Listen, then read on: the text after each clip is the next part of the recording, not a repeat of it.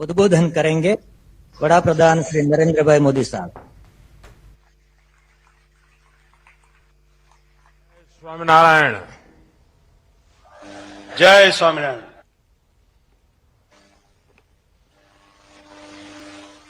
भगवान श्री स्वामीनारायण के चरणों में प्रणाम करता हूं।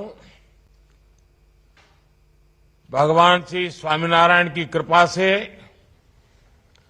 वड़ताल धाम में द्विशताब्दी समारोह का भव्य आयोजन चल रहा है। वहां देश विदेश से सभी हरिभक्त आए हुए हैं।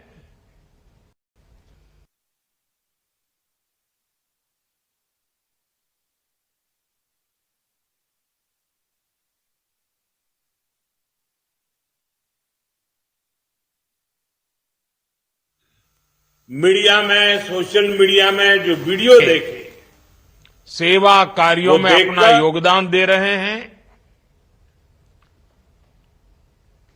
मैंने पिछले कुछ दिनों में टीवी पर इस समारोह की जो तस्वीरें देखी,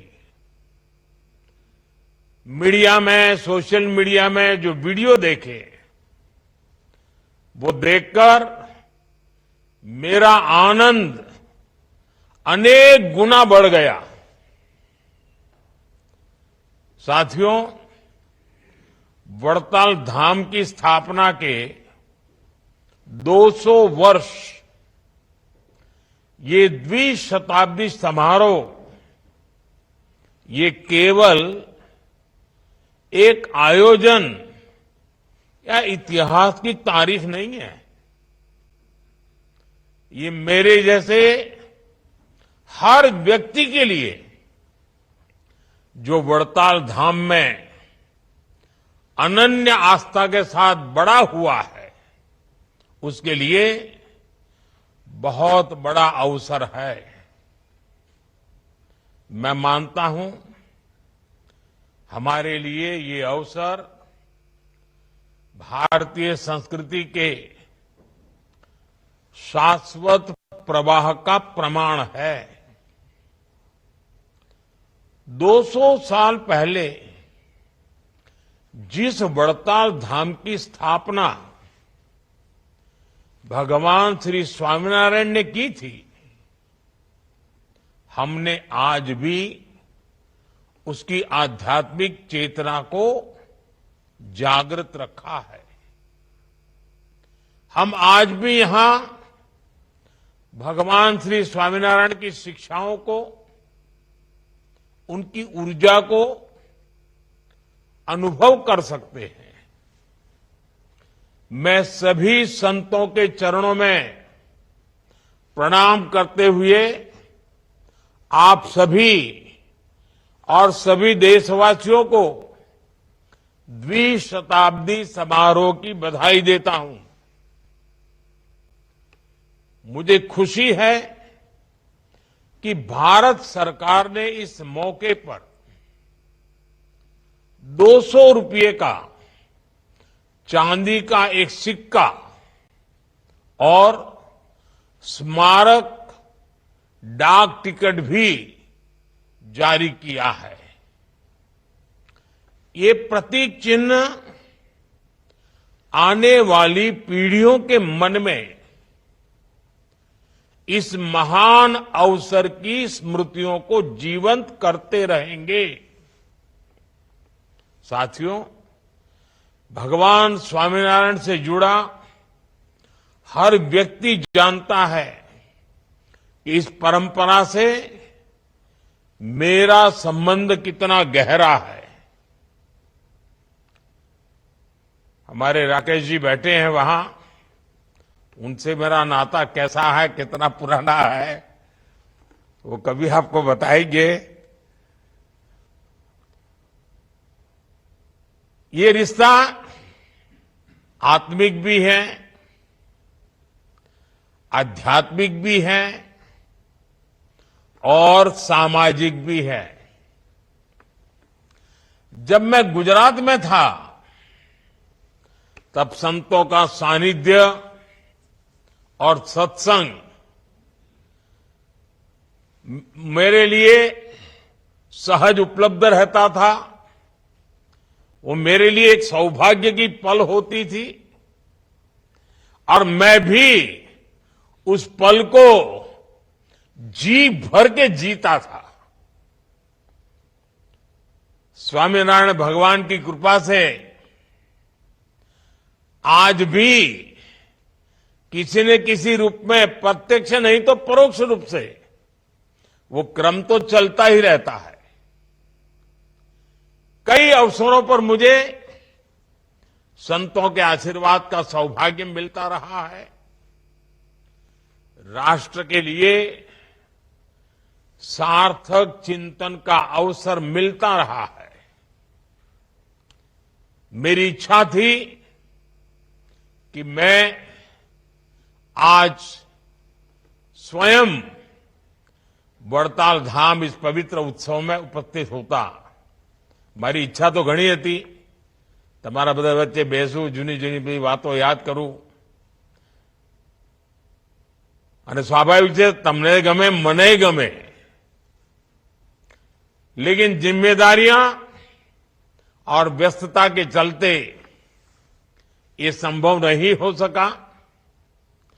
लेकिन मैं हृदय से आप सबके बीच ही हूं।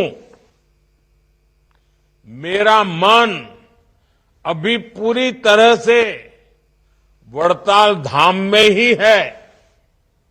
साथियों, श्रद्धेय संतगण, हमारे भारत की ये विशेषता रही है कि यहां जब जब भी मुश्किल समय आया है, कोई न कोई ऋषि, महर्षि, संत, महात्मा उसी काल में अवतरित हुआ है।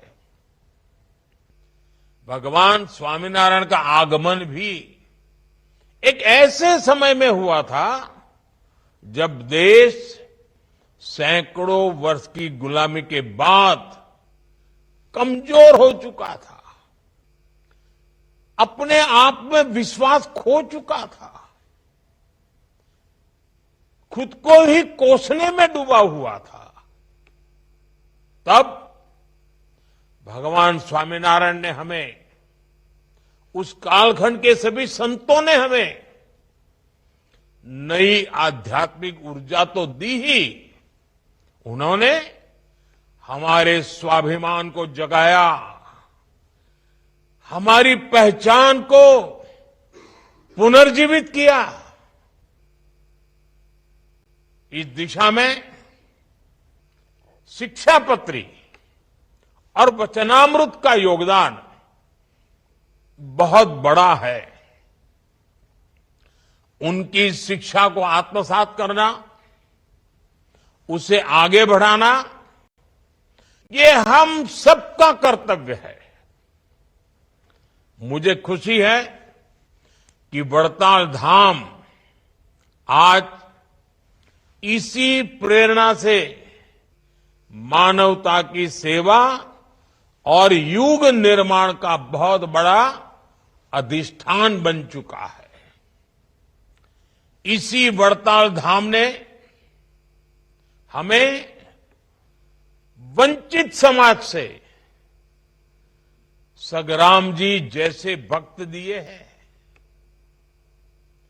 आज यहां कितने ही बच्चों के भोजन का, आवास का, शिक्षा का, और इतना ही नहीं, दूर सुदूर जंगलों में भी सेवा के कई प्रकल्प आप सबके माध्यम से चल रहे हैं। आदिवासी क्षेत्रों में बेटियों की शिक्षा जैसे महत्वपूर्ण अभियान आप लोग चला रहे हैं। गरीबों की सेवा, नई पीढ़ी का निर्माण, आधुनिकता और अध्यात्म को जोड़कर भारत की संस्कृति का संरक्षण, आज बेहतर भविष्य के लिए जो अभियान चल रहा है, स्वच्छता से लेकर पर्यावरण तक मैंने जितने भी आह्वान किए हैं, मुझे खुशी है कि आप सब संतों ने, भक्तों ने मुझे कभी निराश नहीं किया।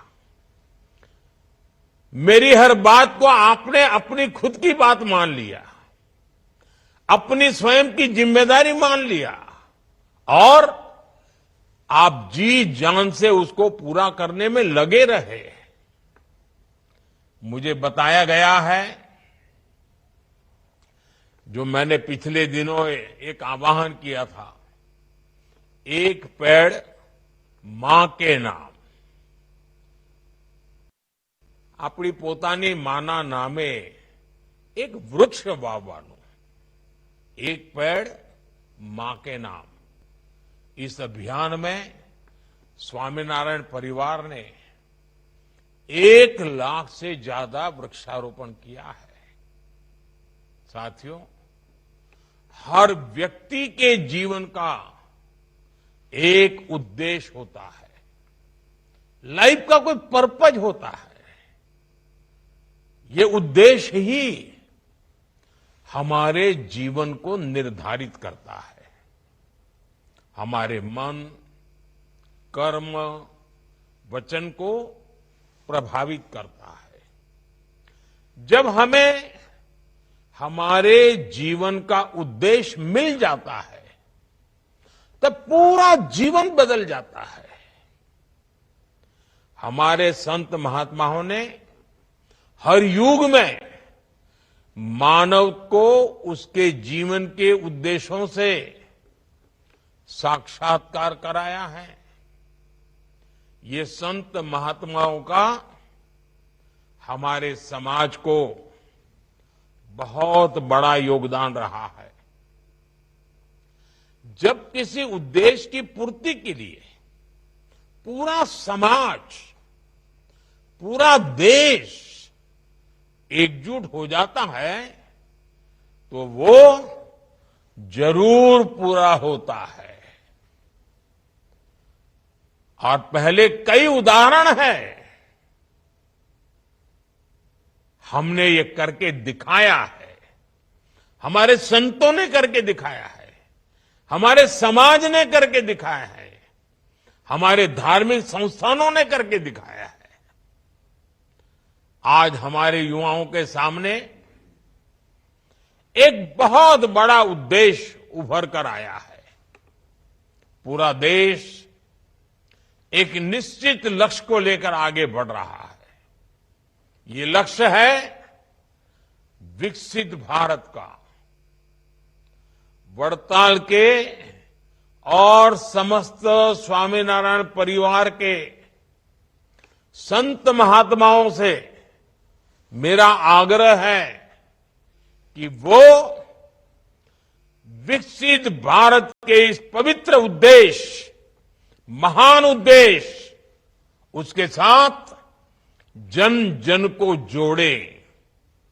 जैसे आजादी के आंदोलन में 1 शताब्दी तक समाज के भिन्न भिन्न कोने से आजादी की ललक, आजादी की चिंगारी देशवासियों को प्रेरित करती रही। एक भी दिन, एक भी पल ऐसा नहीं गया कि जब लोगों ने आजादी के इरादों को छोड़ा, सपनों को छोड़ा, संकल्पों को छोड़ा। ऐसा कभी नहीं हुआ। जैसी ललक आजादी के आंदोलन में थी, वैसी ही ललक, वैसी ही चेतना विकसित भारत के लिए 140 करोड़ देशवासियों में हर पल होना जरूरी है। आप सब और हम सब मिलकर लोगों को प्रेरित करें कि आने वाले 25 साल तक हम सबको, और विशेष करके हमारे नौजवान साथियों को, विकसित भारत के उद्देश्य को जीना है, पल पल जीना है, हर पल उसके लिए अपने आप को जोड़ के रखना है। इसके लिए जो जहां है वहीं से अपना योगदान देना शुरू कर दे। जब वो विकसित भारत के लिए योगदान देगा, वो जहां होगा वहीं से उसका लाभ मिलेगा ही। अब जैसे हम लगातार कहते हैं कि विकसित भारत बनने की पहली शर्त है हमें आत्मनिर्भर भारत बनाना। अब आत्मनिर्भर भारत बनाने के लिए कोई बाहर वाला काम नहीं आएगा, हमें ही करना पड़ेगा। 140 करोड़ देशवासियों को ही करना पड़ेगा, यहां बैठे हुए सब हरिभक्तों को करना पड़ेगा। और इसकी शुरुआत कहां से करेंगे? शुरुआत होती है vocal for local. Vocal for local को बढ़ावा दिया जा सकता है। विकसित भारत के लिए हमारी एकता, देश की अखंडता, वो भी बहुत जरूरी है। आज दुर्भाग्य से निहित स्वार्थ के लिए, छोटी समझ के कारण, भारत के उज्जवल भविष्य के महत्वाकांक्षी उद्देश्यों को भूल करके कुछ लोग समाज को जाति में, धर्म में, भाषा में, ऊंच और नीच में, स्त्री और पुरुष में, गांव और शहर में न जाने किस प्रकार से टुकड़े टुकड़े टुकड़े में बांटने की साजिश चल रही है।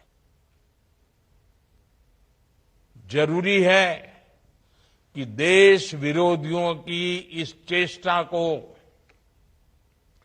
हम उसकी गंभीरता को समझे,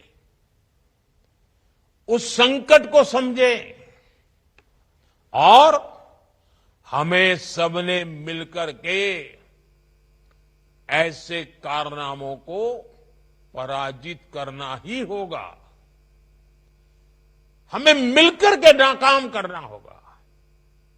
साथियों, भगवान श्री स्वामीनारायण ने हमें बताया है कि बड़े लक्ष्य कठोर तप से हासिल होते हैं। उन्होंने हमें बताया राष्ट्र को निर्णायक दिशा दिखाने की क्षमता युवा मन में होती है। उन्होंने हमें सिखाया कि युवा राष्ट्र का निर्माण कर सकते हैं और करेंगे। इसके लिए हमें सशक्त, समर्थ और शिक्षित युवाओं का निर्माण करना होगा। विकसित भारत के लिए हमारे युवा सशक्त होने चाहिए।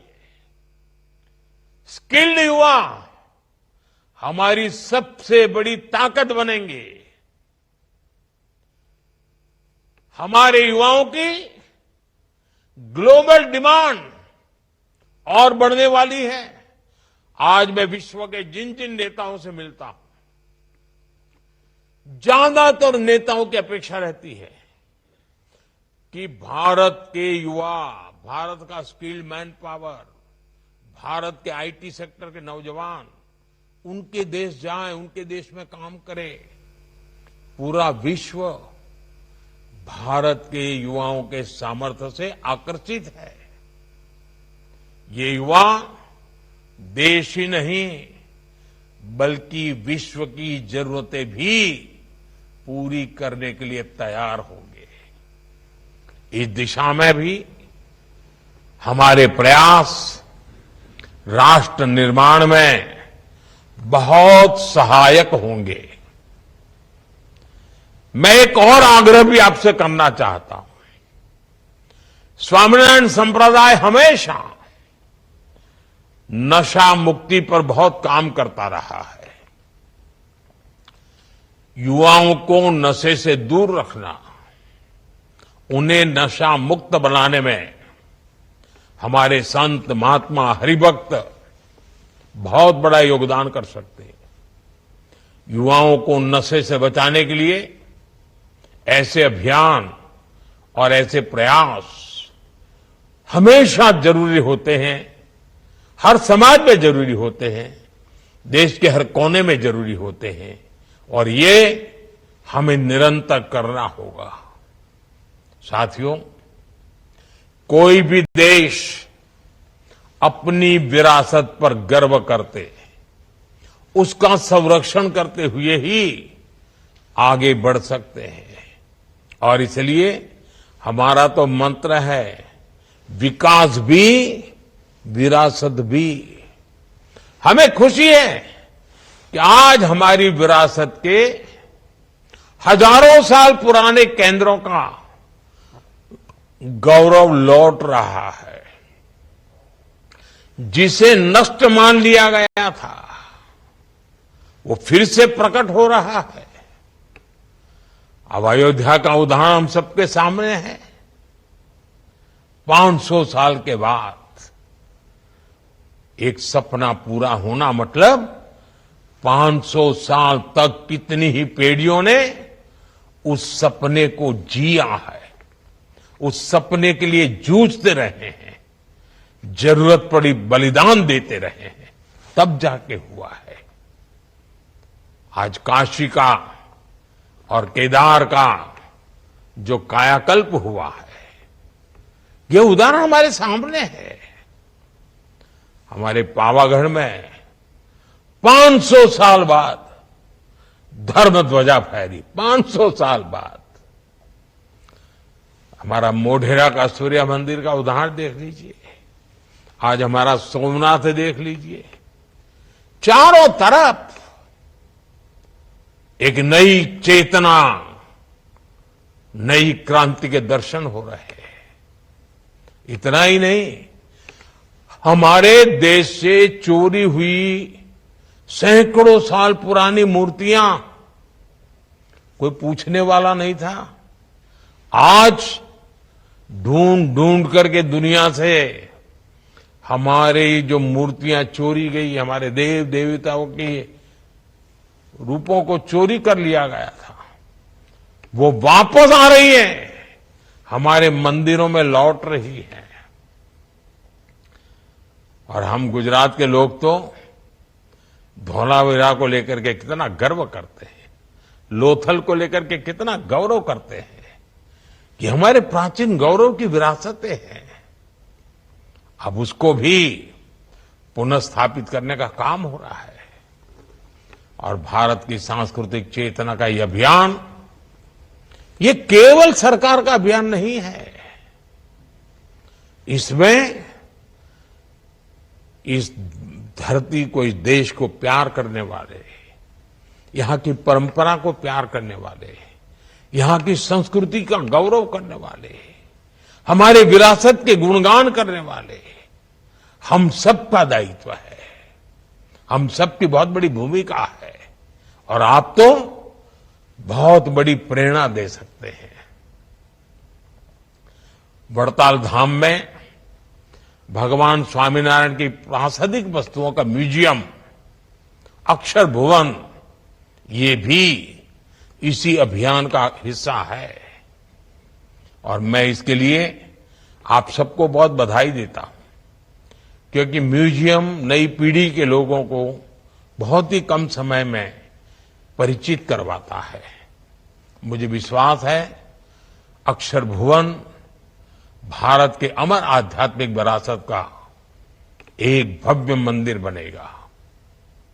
साथियों, मैं मानता हूं कि इन प्रयासों से ही विकसित भारत का उद्देश्य पूरा होगा।